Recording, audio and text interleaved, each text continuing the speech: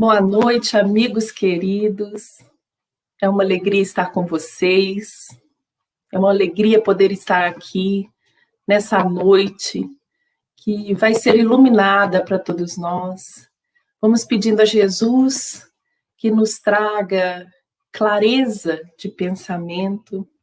Vamos pedindo a Deus que nos acolha, que acolha nossos bons sentimentos, nossos bons propósitos.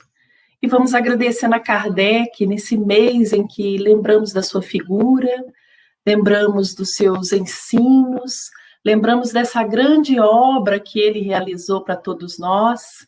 Vamos agradecendo a essa figura notável que se dedicou profundamente a um cuidado profundo, a montar, estabelecer, organizar esses ensinos dos espíritos que já estavam aí desde os nossos primórdios, desde os primórdios da Terra.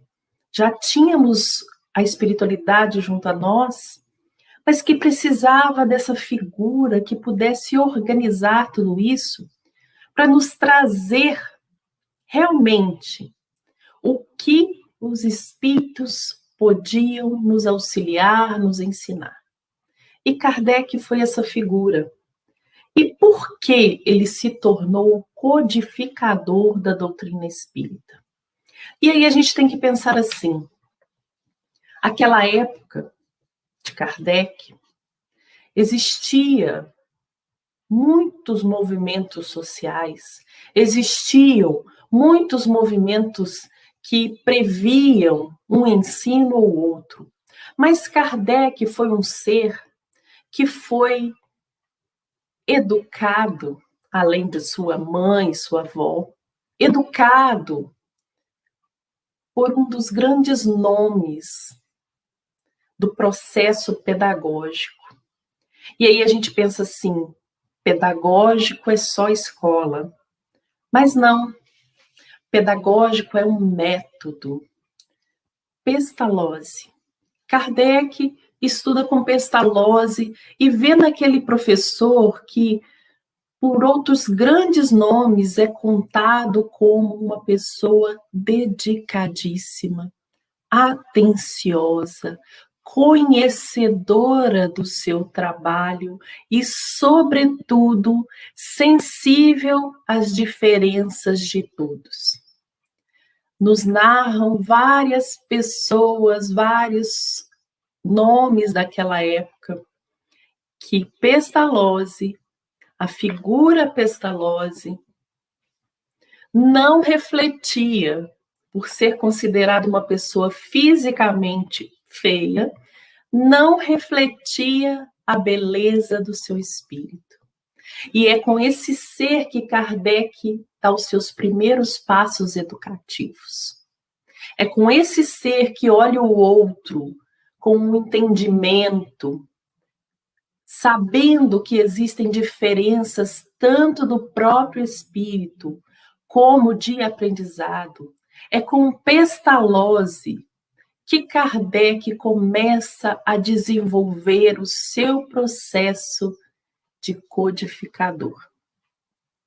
Ele observa bem o seu mestre e percebe que ali estão alguns com muita facilidade de aprendizado. Ali também estão alguns com muita restrição de acesso ao ensino. Ali também estão alguns que têm dificuldades imensas em uns pontos e facilidades em outros.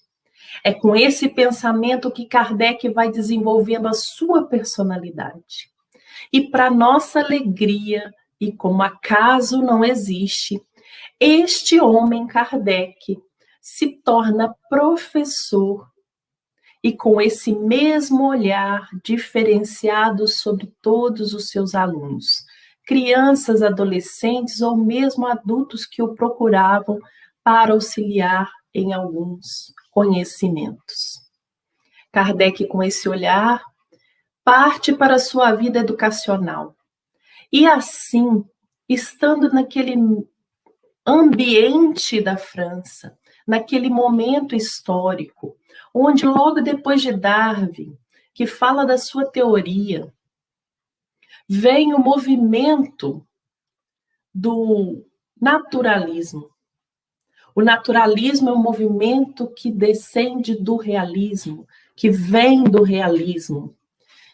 E ele diz assim que o homem é um produto do meio, que a natureza comanda a sua evolução, e que ele nascendo naquele meio, com aquela carga genética, com aquele movimento ao seu redor socioeconômico, ele não tem como mudar as suas perspectivas. Kardec era um homem que estava ali, como dizem, era um homem que vivia segundo a sua época. Ele estava embrenhado em muitas sociedades, em muitos movimentos sociais, políticos, econômicos. Não a política que a gente vê na economia que a gente vê agora, mas aquele que fazia progredir a sociedade. Ele se colocava nesses movimentos não como um ser principal, mas para que conhecesse toda a sociedade a qual ele estava inserido. Então, ele era membro da sociedade que cuidava da biblioteca da França. Ele era membro da sociedade que cuidava das causas sociais. Ele era membro do Jardim Botânico. Ele se colocava, porque como professor e como cientista e como pesquisador, ele gostava de estar presente em todos os movimentos da sua época. Assim vai se desenvolvendo Kardec. Até que ele percebe esse movimento do naturalismo e começa a questionar. Será mesmo que aquele que nasce numa condição econômica muito mais fragilizada que outro não tem como mudar a sua situação? Ou aquele que nasce num corpo que necessita de algo especial para que aprenda, será que realmente ele não tem como mudar? E se ele não tem como mudar, quem determinou que ele deveria ser assim? Pelo naturalismo, foi a natureza que determinou. E o homem Kardec, o cientista Kardec, começa a investigar se é a natureza quem cria a natureza. Essas perguntas foram fundamentais para que Kardec se colocasse dentro da doutrina espírita com sabedoria. Uma sabedoria que já era dele, porque ele sabia que as perguntas moviam as mentes. Ele sabia que respostas são muito boas, são fundamentais, e a gente vê que a sua obra está baseada em perguntas e respostas. As respostas são fundamentais, mas são as perguntas que movem a mente humana. A cada resposta, uma nova pergunta deve surgir. Por isso, ele coloca o Livro dos Espíritos em perguntas e respostas sequenciais, uma praticamente advindo da outra. Foi assim que Kardec organizou, por isso ele sempre afirmou: o Espiritismo é obra de educação. É um processo pedagógico de aprofundamento e de conhecimento. Kardec deixa isso claro na sua obra, até pelo próprio método que ele usou. A forma, por exemplo, que ele explica o Livro dos Médiuns, como ele fez o método. É impressionante como ele teve cuidado e sensibilidade para escrever esses livros, pensando em todas as coisas. E esses pensamentos adivinham de perguntas e respostas que ele mesmo se fazia. Então, este homem Kardec, pensando nesse movimento do naturalismo e sabendo que diziam que era a natureza que regia todas as coisas, ele começa a se perguntar: E começa a elaborar, quando ele começou lá no Livro dos Espíritos, essas perguntas que a gente vai ver que resultou no Evangelho segundo o Espiritismo. Então, Kardec pergunta assim: o que deve entender por lei natural? O que se deve entender por lei natural? Porque o naturalismo dizia que a lei natural é que regia todas as coisas e escolhia quem ia ser feliz e quem ia ser infeliz. E Kardec, claro, não podia pensar que a natureza tinha tal poder se não tivesse uma inteligência acima dela.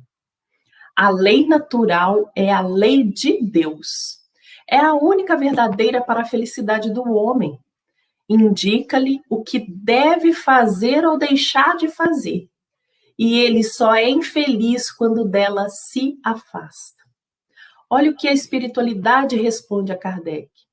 Essa lei natural que eles dizem que rege todas as coisas é a lei de Deus. Ou seja, quem rege todas as coisas é Deus. A natureza traz a harmonia. E quando a gente se afasta desta harmonia, a gente está se afastando da lei de Deus e seremos infelizes. Porque nós somos seres criados para a felicidade, para a harmonia.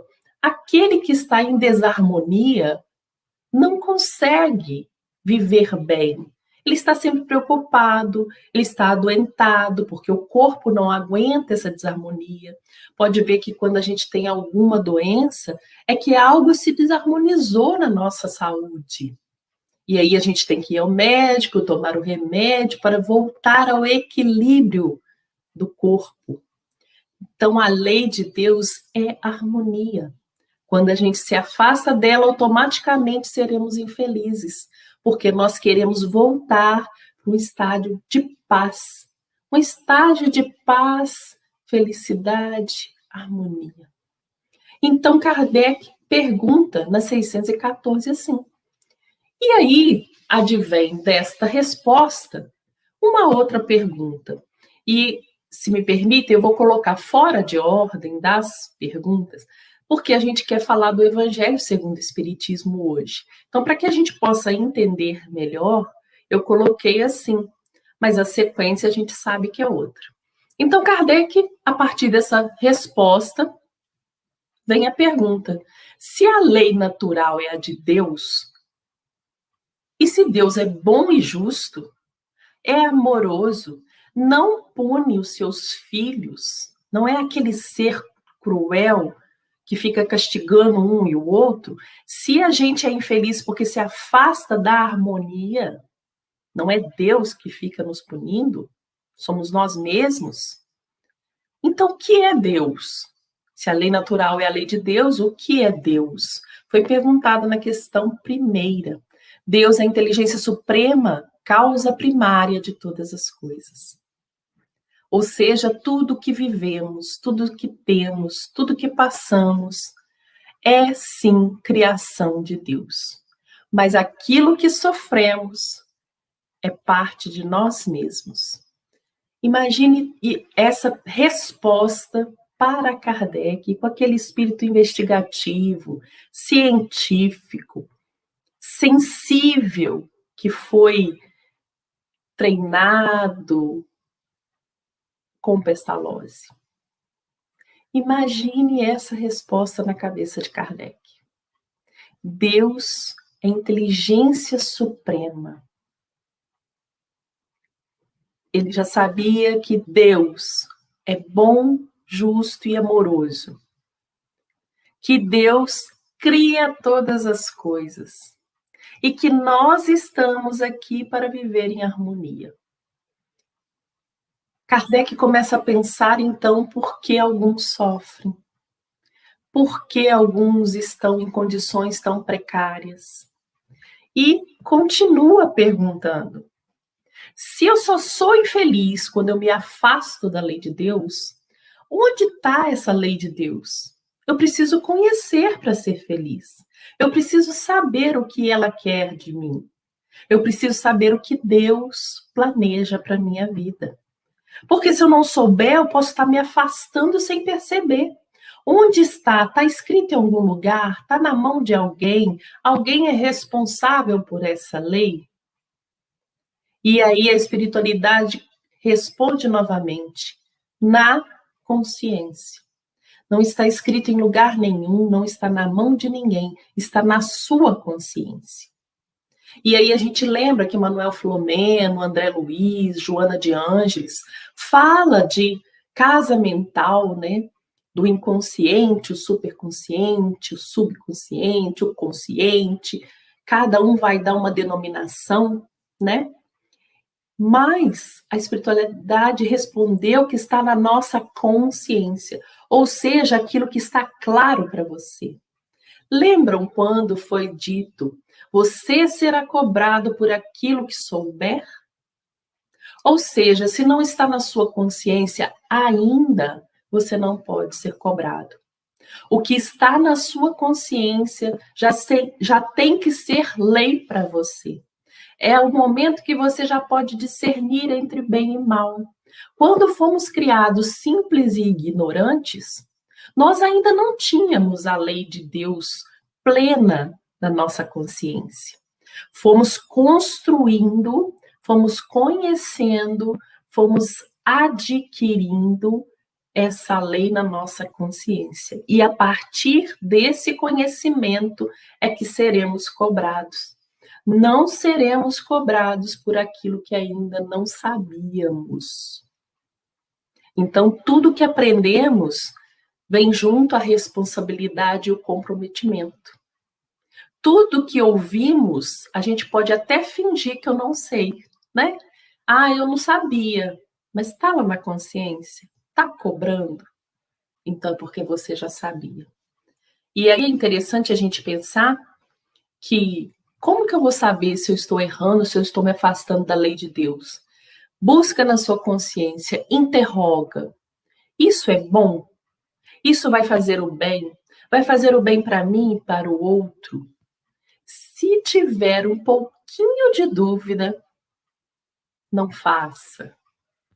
Pense novamente. Busque conhecer um pouco mais. Deixe para depois. Se te causar dúvida, com certeza pode ser um erro grave. Porque a sua consciência já está ali, ó, meio que te cobrando. Então busca mais conhecimento, busca mais auxílio, vai atrás de quem possa te ajudar, faça preces à espiritualidade, peça clareza, busca na sua consciência. A sua consciência sabe todas as coisas. Por isso a gente sabe, nós espíritas, que quando desencarnarmos não vai ter um julgamento. O julgamento é da nossa própria consciência. Só nós sabemos as nossas intenções.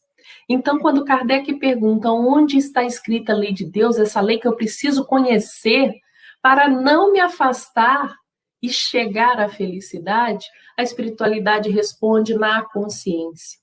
Mas Kardec continua perguntando, visto que o homem traz em sua consciência a lei de Deus, que necessidade havia de lhe ser ela revelada?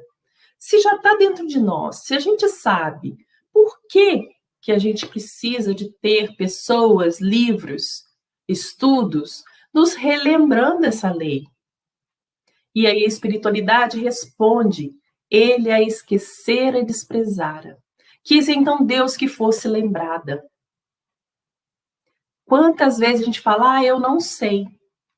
Isso é certo, isso é errado? Não sei, tenho dúvida. Muitas vezes a gente não sabe.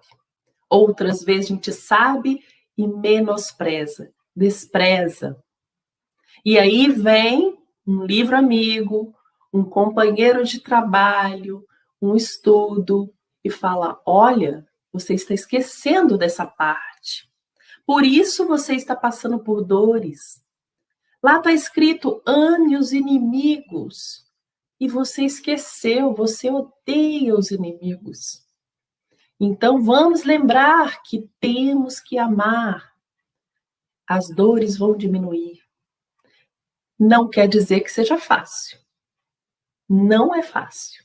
Principalmente esse capítulo, amar os inimigos.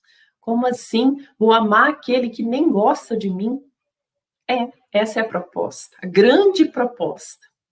E aí a gente lembra que no Livro dos Espíritos está escrito: claro que você, na condição que estamos, né? Na condição que estamos, claro que nós não vamos conseguir amar os inimigos como amamos os amigos. Mas se não lhes desejar o mal e retribuir o mal com o bem, já é o amor que você pode nesse estágio. Então, Cristo nos conhece. Ele não ia propor algo que a gente não conseguisse fazer. Então, ele fala: na terra, hoje, amar o inimigo para você é não querer o mal dele. E tudo que ele te fizer, você retribui com o bem. Isso já é o amor que você pode. É muito interessante quando a gente pensa esse cuidado que a espiritualidade, que o Cristo teve conosco, porque ele sabia dos nossos limites, das nossas limitações. Se ele propusesse amar o inimigo como a gente ama os amigos, ele saberia que a gente não daria conta. Então ele nos propõe a etapa que a gente poderia cumprir. Isso é amor, isso é dedicação, isso é conhecer o irmão mais novo. O Cristo faz isso conosco. Mas aí, Kardec perguntando se está na consciência, por que precisava ser revelada? E a espiritualidade respondendo: é porque a gente esquece ou despreza que Deus, em infinito amor, nos faz relembrar. Então, Kardec começa a pensar: se precisa ser revelada, quem será que vai revelar? Quem será que vai trazer essa verdade? Quem será que vai trazer essa lei? O que eu estou fazendo, será que é uma revelação? Porque já tinham dito a ele, através dos médiuns, que era a terceira revelação. E ele começa a perguntar: será que já teve alguém que veio trazer revelação? Quem foi? Por que essa é a terceira? E aí a gente tem a resposta da espiritualidade. Indubitavelmente, porque Kardec pergunta: confiou Deus a certos homens que revelassem a sua lei? Indubitavelmente, em todos os tempos houve homens que tiveram essa missão. São espíritos superiores que encarnam com o fim de fazer progredir a humanidade. Então, a espiritualidade fala para Kardec que em todos os tempos tivemos homens assim para revelar. Cada um foi revelando de acordo com a sua missão, a sua etapa. Se a gente pensar desde lá de trás, muito antes de Moisés, né? Porque a gente fala de Moisés, Jesus e Kardec, Espiritismo. Mas desde antes de Moisés já existiam revelações. O povo hebreu era um povo que acreditava num Deus único. Isso já tinha sido revelado a eles. Então, desde lá de trás vinham homens revelando, assim como depois de Jesus tiveram outras revelações, pessoas iluminadas que traziam o relembrar da mesma lei. E Kardec, quando pergunta e fica sabendo, ele faz uma outra pergunta que nós temos a menor resposta que tem no Livro dos Espíritos, mas a resposta mais profunda. Se em todos os tempos a lei sempre foi revelada por muitas pessoas, existiu o mais perfeito, que Deus tem oferecido ao homem para ele servir de guia e modelo, existiu uma pessoa que a gente pode falar assim: esse veio com a missão de revelar a lei de Deus e cumpriu totalmente. A resposta é Jesus. Aí a gente diz, né? Simples assim. Jesus foi aquele espírito perfeito que veio à Terra, e a gente sabe que os espíritos perfeitos são aqueles que não podem falir. Veio à Terra com a missão de trazer a nova revelação. E qual nova revelação foi essa? Amar. Colocar em prática a lei de Deus. Porque até então, com Moisés, nós tínhamos a lei, misturada com leis sociais. Mas nós já tínhamos a lei, só que não praticávamos para com todos. Era o povo escolhido. Dentro daquele povo, a lei era praticada, mas para os outros que não estavam ali incluídos, não era praticada. Então, Jesus veio mostrar através dos seus feitos, dos seus comportamentos, da sua maneira de lidar com o outro, que a lei era para todos. O amor era para com todos. Não importava se era judeu, se era gentil, se era samaritano, se era grego, se era romano. Não importava. Não importava de onde vinha, quem era, se era mulher, se era velho, se era criança. Ele veio mostrar que o amor era para todos, o amor de Deus. Ele veio trazer um pai de amor, não um pai que punia, mas um pai que tem uma lei, e que se essa lei não for cumprida, que é uma lei de harmonia, que se essa lei não for cumprida, você vai sofrer. Foi isso que Jesus veio fazer. E sabia ele que nós estávamos numa infância espiritual. Sabia ele que nós necessitaríamos de muitos mais momentos junto a essa lei para que a gente pudesse aprender realmente. Por isso é tão significativo quando Jesus fala: deixe vir a minhas criancinhas. E a gente sempre acha que criancinha é a criança, o estágio de criança. Não, éramos todos nós que ainda não compreendíamos, que ainda não tínhamos tão claro na nossa consciência a lei de Deus. Ele veio trazer para a nossa consciência essa lei vivida. Então é importante a presença de Jesus na Terra para exemplificar. Porque muitos perguntam: se Jesus é o nosso mentor espiritual do nosso planeta, do nosso orbe, se é ele, por que ele teve que vir?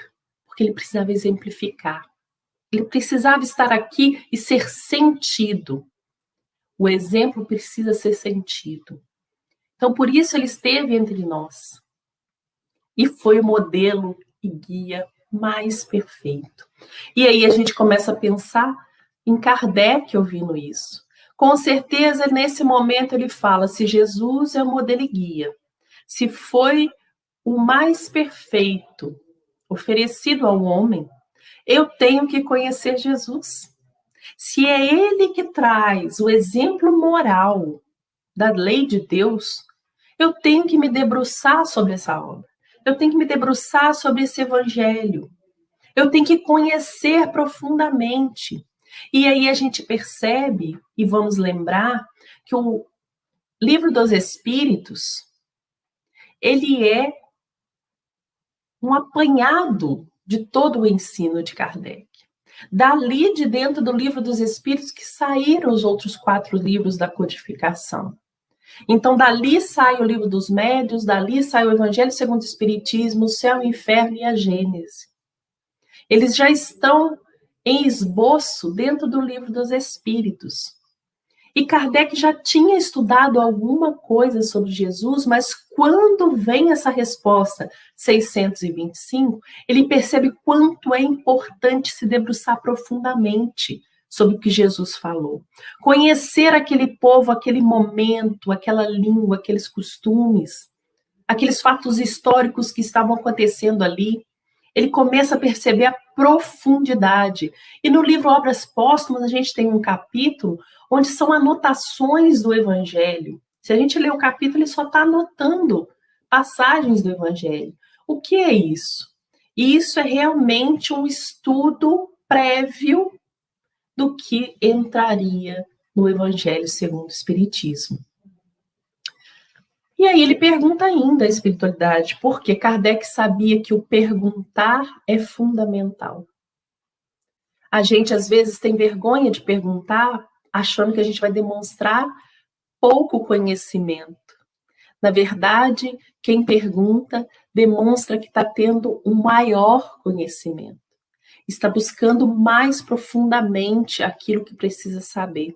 E Kardec pergunta, depois dessa resposta a Jesus: uma vez que Jesus ensinou verdadeiras leis de Deus, qual a utilidade do ensino dos Espíritos dão? Será que eu preciso mesmo escrever esse livro? Será que eu escrever um livro falando sobre o Evangelho vai ser bom? É preciso? Terão que nos ensinar mais alguma coisa? E aí a espiritualidade nos diz que Jesus empregava uma linguagem alegórica de parábolas que falava em conformidade com os tempos e lugares. Faça mister agora que a verdade se torne inteligível para todo mundo. Jesus usava o momento que ele estava encarnado aqui. Ele falava da vinha, ele falava da ovelha, ele falava de samaritanos, ele falava de cuidar do outro, de dar atenção, de cuidar das crianças, de honrar o pai e a mãe. Porque, naquele momento, aqueles eram os elementos que ele tinha. Hoje, a gente sabe, através da doutrina espírita, que a clareza está sobre o Evangelho. Que nós temos ali muito mais claridade. Nós temos ali um pouco mais de profundidade. Então, Jesus usava palavras que hoje a gente não usa mais. Assim como Kardec usava palavras que hoje a gente quase não utiliza. Um exemplo dessas palavras, e aí muitas pessoas questionam, por exemplo, no próprio Evangelho segundo o Espiritismo, Kardec coloca lá duelo. E aí alguns falam, mas não existe mais duelo. Aí vamos pensar o que é um duelo. Não existe mais duelos de espada. E em alguns lugares ainda até tem, né? Mas normalmente não existe. Mas existem duelos de palavras, existem duelos de pensamentos, existem duelos de sentimentos, existem duelos que projetam, né, realidades e querem que o outro cumpra. Existem duelos de querer o lugar do outro, e aí a gente fica ali mentalizando, jogando energias e querendo aquele espaço. São duelos. É um atacando, o outro defendendo. Então, existem duelos de outras naturezas. Então, não está defasado esse texto. A gente só tem que trazer as palavras atuais. E Jesus empregava aqui, o povo usava naquela época. Kardec empregava a que o povo usava na época dele. Nós hoje temos outras palavras, mas o conceito é o mesmo. Temos que adequar a nossa realidade. E aí Kardec vai até a tradução da Bíblia de Sacy, que era a Bíblia considerada confiável na época dele na França. A tradução francesa da Bíblia foi feita por ele. E ele vai até essa tradução da Bíblia e busca lá o que foi escrito dos evangelhos. Vendo essa necessidade, reconhecendo Jesus como modelo e guia, ele vai atrás desses ensinamentos que podem lhe trazer profundidade. Então, é nesse tradutor que Kardec se baseia. E antes dele começar essa obra, ele tinha para ele somente esse conceito que ele iria fazer essa obra, que ele ia construir o Evangelho segundo o Espiritismo, que não tinha nem o nome ainda. Mas ele guardava para ele, nesses primeiros pensamentos, nesses primeiros estudos, porque ele já sabia que seria uma transformação grande, porque na França, tanto é que Kardec evitou muito de colocar o espiritismo como religião, porque no meio acadêmico, religião prevê sacerdote, dogmas, rituais, preces decoradas, templos. Então, no meio acadêmico, religião é assim. O que Kardec faz? Ele não coloca a princípio religião. Só que ele sabia que os feitos do Cristo, os ensinos morais do Cristo, levariam ao encontro da religião. Porque, para Kardec, o espiritismo é, como para nós hoje, religião natural, simples e pura, que é o religar a Deus. não dogmas e sacerdotes. Então, nós espíritas entendemos religião como essa volta ao Pai. E aí alguns irmãos podem pensar assim, mas Deus nunca se afastou da gente. Realmente, Deus nunca se afastou de nenhum de nós. Mas nós esquecemos e desprezamos. Então, somos nós que temos que fazer o caminho de retorno, né? Então, quando a gente pensa assim, Espiritismo é religião? É na sua simples expressão. Na simplicidade e na naturalidade, não naquilo que os homens fizeram do conceito religião. Dogma, sacerdote, templo e ritual. Isso é do meio acadêmico. Como Kardec vivia em meio acadêmico, ele evita colocar religião. Mas esses pensamentos todos já passavam por ele e ele sabia que, de algum modo, ia tocar no conceito religião, no conteúdo das religiões. E aí, em 9 de agosto de 1863, está narrado no livro Obras Póstumas, ele pergunta a uma médium, sem revelar a ela qual era o objetivo da pergunta.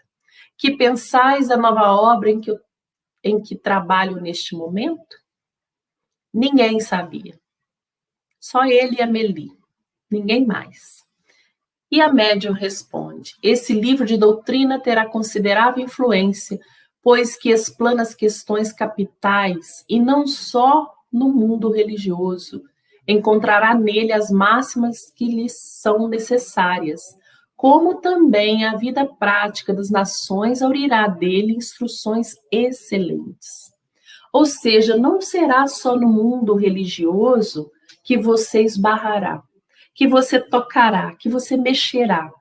Na vida prática, na sociedade, vão ter transformações a partir dessa obra. A partir do Evangelho segundo o Espiritismo, encontraríamos ali transformações para nós mesmos, não só como aquele que ia à igreja, mas aquele que vive na sociedade, aquele que vive em família, aquele que trabalha, aquele que estuda, aquele que convive. Somos seres sociais e temos a lei de sociedade que ninguém escapa. Precisamos estar em contato com o outro. E esse contato nos faz repensar e crescer, nos faz transformar moralmente.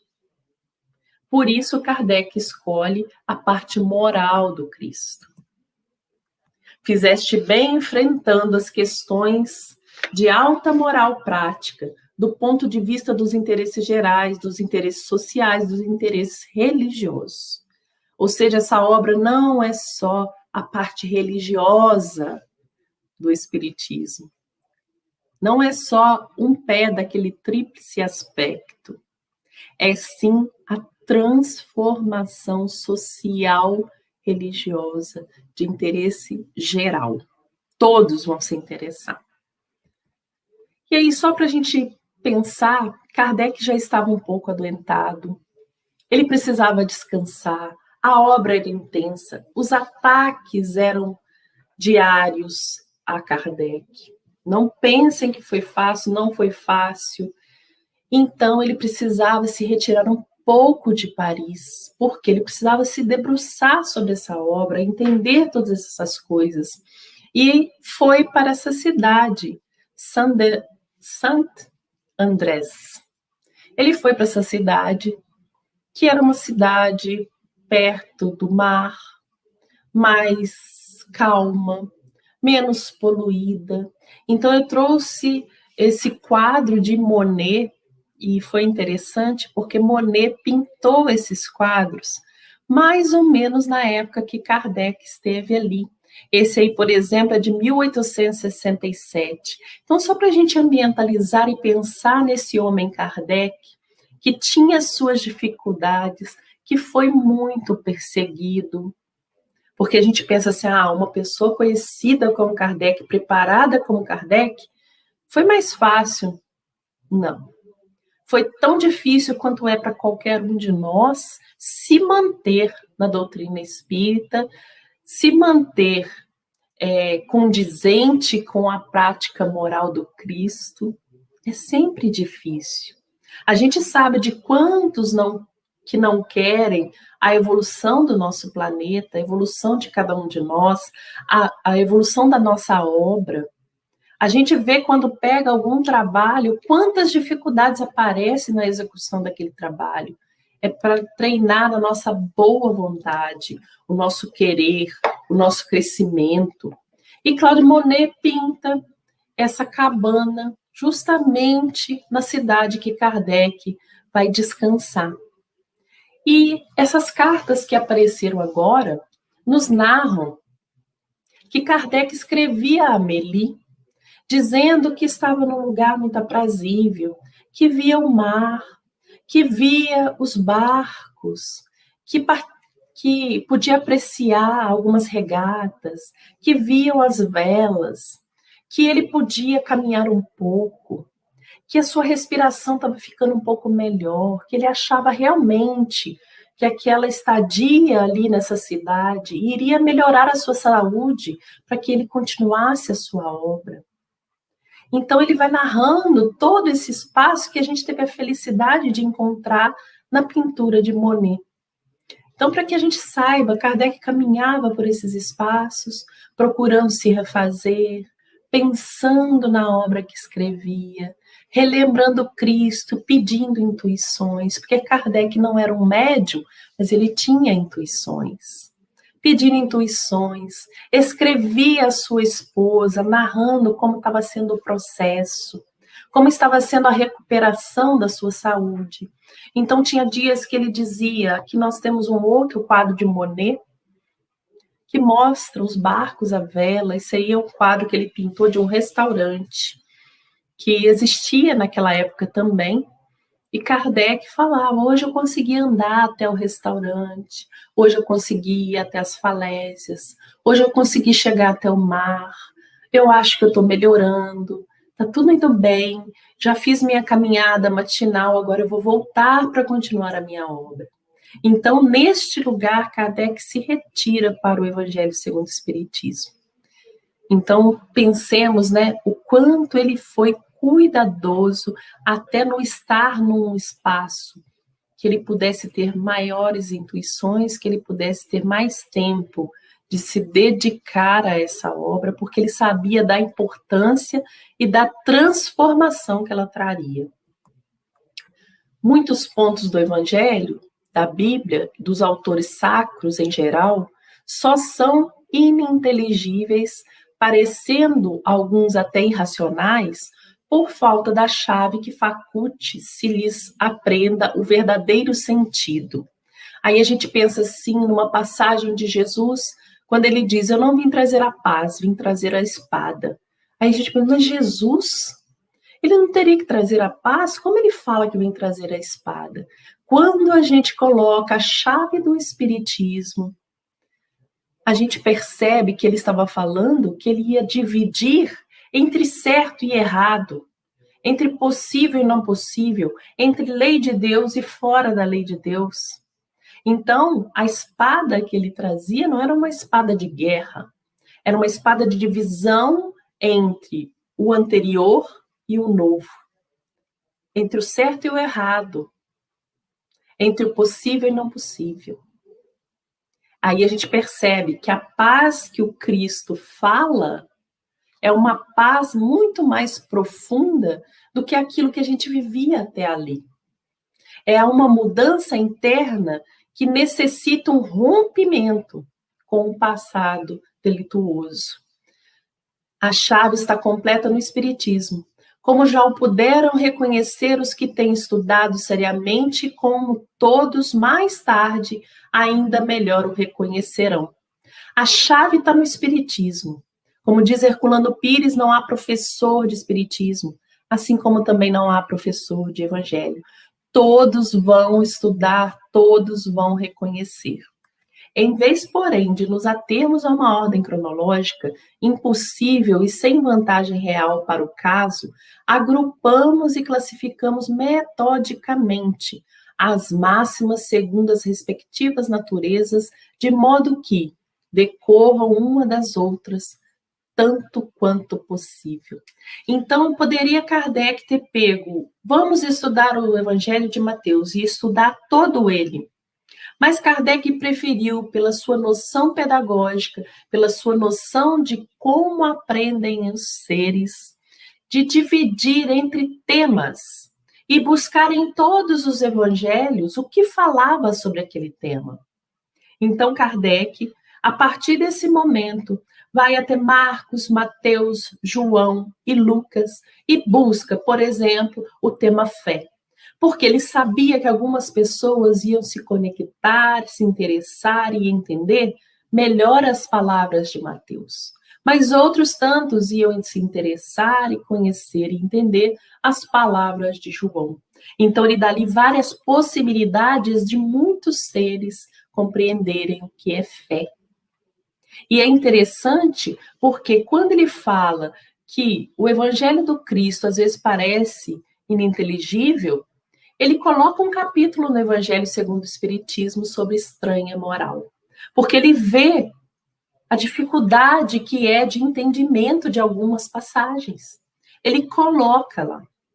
Então, essa obra foi pensada para aquele que estivesse lendo, para aquela facilidade de acessar os conhecimentos do Cristo, já que ele era o exemplo moral a ser seguido. O que o Cristo nos tem a dizer? O que temos que aprender de tudo isso? E aí a estrutura da obra é feita em capítulos, versículos complementares. Então tem o tema, que é o capítulo. Depois vem os versículos complementares, que são versículos do Evangelho. Depois vem os comentários de Kardec, de tudo que ele já tinha estudado e procurado saber e entendido através dos livros anteriores da Revista Espírita. E depois vem as instruções dos Espíritos. Normalmente a obra é dividida nesses pontos. Sabemos que no capítulo 20 não tem o comentário de Kardec, que são os trabalhadores da última hora. Uma das passagens mais profundas que tem e que fala justamente do trabalhador espírita. Se vocês forem lá ler, o tempo todo ele nos chama a atenção como espíritas. É profundo esse capítulo. E nos outros capítulos, do 22 ao 26, não tem instrução dos espíritos. É onde ele fala não, não, não, né? Tá aqui, ó. Vou até olhar para vocês. Não separeis o que o homem que Deus uniu. Não coloqueis a candeia debaixo do alqueire. Busqueis, achareis.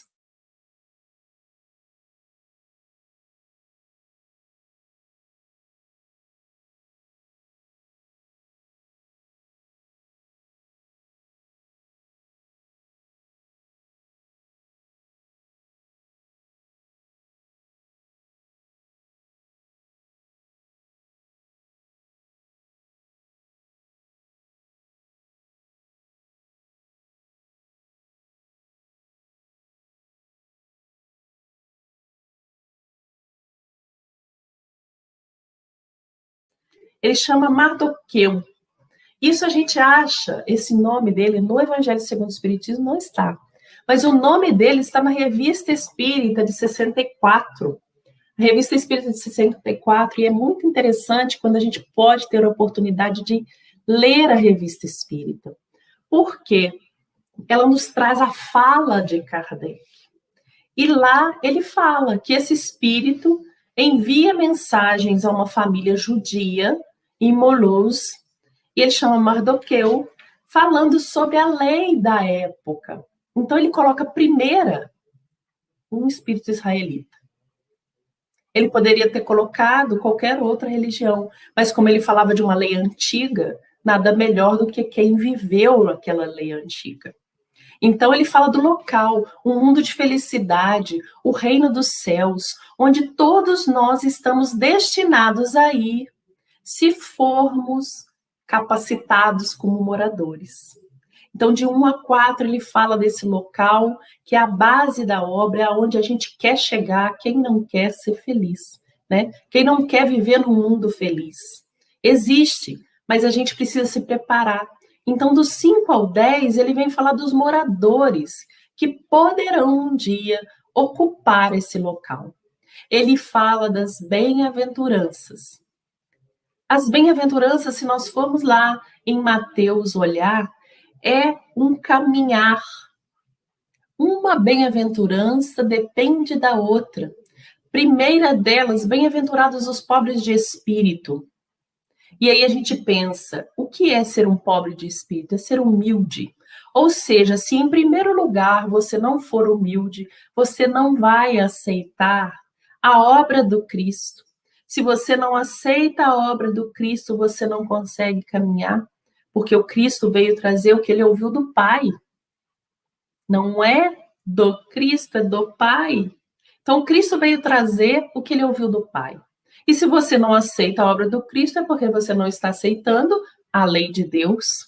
E tem como ser feliz se afastando dela? A espiritualidade já falou que não. Então, ele traz as bem-aventuranças entre os 5 e o 10, e vai falando dessa transformação e nos diz, lá no Livro dos Espíritos, que o bem-aventurado é aquele que é puro. É aquele que já desenvolveu toda a sua potencialidade, todos os seus bons sentimentos, todas as suas virtudes. Ele falou, bem-aventurado é aquele que não precisa mais encarnar. É aquele que já quitou os seus débitos.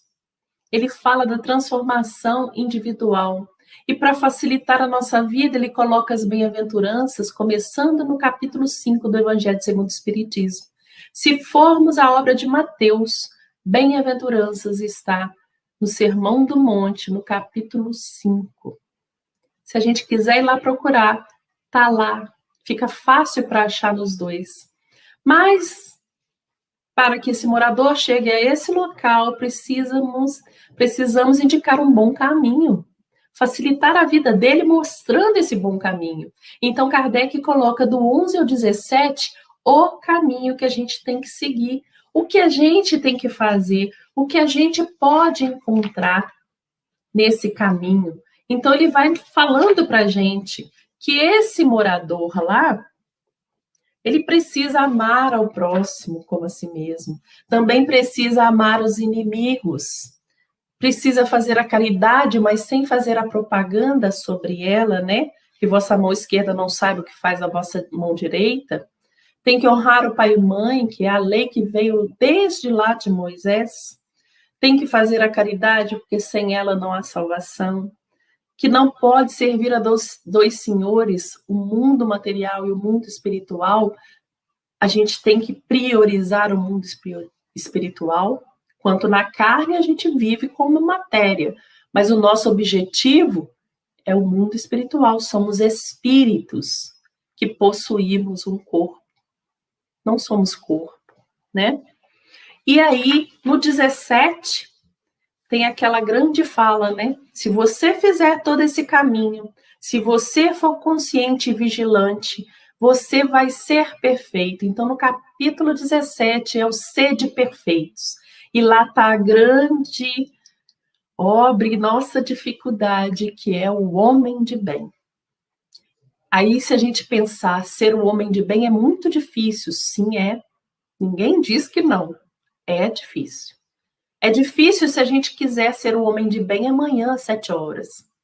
Mas se a gente perceber que é uma caminhada, que a gente vai trabalhando durante todo este caminho, do capítulo 11 ao 17, para chegar a ser um homem de bem, a gente vai perceber que todos os dias temos oportunidades de ser mais um pouco homem de bem. E aí, nesse capítulo 17, você chega ao caminho. Mas nessa caminhada existem dificuldades, existem pedras, existem problemas. Vai existir. Para todo mundo existiu. Vai existir para você também. E aí Kardec coloca advertências do 18 ao 26. Lembra daquela fala da médium que encontrará nele as máximas que lhe são necessárias, como também a vida prática das nações aurirá dele instruções excelentes? A vida prática apresenta problemas. O dia a dia apresenta problemas. Mas Kardec, sabendo disso e sabendo que somos espíritos em construção, que podemos cair e errar, ele nos faz já advertências. Ele coloca ali cuidados que a gente tem que ter para que a gente possa caminhar com mais segurança. Então, ele coloca, muitos são chamados e poucos são os escolhidos. Por quê? Na hora que você apresenta a possibilidade, a beleza do evangelho, a beleza da doutrina espírita, todos se animam. Mas quando vem a dificuldade, isso está muito difícil, não quero mais não, parei a brincadeira, né? Tem outras coisas para fazer. Os convites são feitos e a pessoa fala, agora eu não posso, nunca posso, né? Ele também fala que a fé transporta a montanha, ou seja, dificuldade vem, mantenha a sua fé. Confia que isso vai ser melhor para você. Não se revolte contra Deus, mantenha a fé. Ele também fala dos trabalhadores da última hora, que haverão falsos cristos e falsos profetas, aqueles que tentarão desviar os nossos caminhos. A gente fez aquela caminhada toda até o ser de perfeitos e pode chegar ali naquele finalzinho alguém tentar desviar as nossas intenções, os nossos bons propósitos, e a gente cair. Ele também vai colocando várias outras advertências, porque ele sabe que nesse caminho a vida é coletiva. Vão aparecer pessoas ali que a gente não estava esperando, tentando nos mudar os propósitos. E foi interessante que quando Kardec lança a primeira edição do Evangelho segundo o Espiritismo, inclusive com o nome de Imitação do Evangelho, e aí seu amigo Didier diz a ele, não coloque imitação do Evangelho. Coloque Evangelho segundo o Espiritismo, porque imitação vai ser agressiva à igreja. Olha como o homem Kardec era sensível a todas as coisas e conhecedor, e queria realmente compor a sua obra, não criar conflitos. Ele poderia falar, como assim a obra é minha com a espiritualidade, ou da espiritualidade para comigo? Eu não vou mudar o nome. Mas Kardec queria a obra, não prestígio. Então, Kardec troca o nome por indicação desse amigo, troca o nome de Imitação do Evangelho para Evangelho segundo o Espiritismo. Quando ele vai lançar a segunda edição do Evangelho segundo o Espiritismo, ele recebe cartas. Isso também está narrado na Revista Espírita de 64. Ele recebe muitas cartas de pessoas falando das dificuldades que estavam vivendo, que tinha dias que eles não conseguiam fazer uma prece, e que se ele não podia ajudar, já que ele tinha lançado uma obra tão consoladora, tão confortadora, se ele não podia auxiliar colocando um capítulo de preces. E aí a gente vê vários espíritas questionando o capítulo de preces do Evangelho, sem saber o fundo de verdade, sem saber o porquê. Kardec coloca na Revista Espírita, coloquei o capítulo de preces a pedido de muitos que me escreveram, mas tomando cuidado de não fazer disso um ato litúrgico. Está lá as palavras de Kardec, de não criar um formulário para que façam preces. Tanto é que tomei o cuidado de não diferenciar preces da manhã e preces da tarde, que era um costume da sociedade francesa na época. Eu não diferenciei, eu coloquei todas, porque eles me pediram preces para o momento em que perdemos um ente querido, para o momento onde alguém está doente, para o momento onde passamos por dificuldades, para o momento em que somos perseguidos. Eu fiz, porque era uma necessidade. E ele coloca, e foi fundamental, porque depois de sabermos onde vamos chegar, quem seremos nós nesse mundo de alegrias, de termos esse caminho definido, de termos as advertências, nós precisamos nos fortalecer para conseguir chegar. Então, do 27 e 28, ele coloca o fortalecimento. O fortalecimento vem no momento que a gente percebe que não está sozinho. A gente percebe que compõe algo muito maior e coletivo, que é uma comunidade, uma sociedade de espíritos encarnados ou desencarnados. Quando ele coloca o capítulo de prece, ele diz: vai ser difícil, assim como Jesus tinha dito, eu estive no mundo e venci o mundo, tereis dificuldades. Kardec também coloca: vai ser difícil, mas você não está só. Converse com o Pai, faça preces ao seu mentor, converse com a espiritualidade, peça ajuda. O capítulo de prece veio para isso. Então, essa estrutura da obra foi muito bem pensada e cuidada por Kardec. Ele não queria agredir ninguém, ele queria auxiliar. Por isso, ele troca o nome, ele coloca capítulo, dentro de uma proposta vinda da espiritualidade, dentro de uma proposta vinda desse amadurecimento que a sociedade precisava.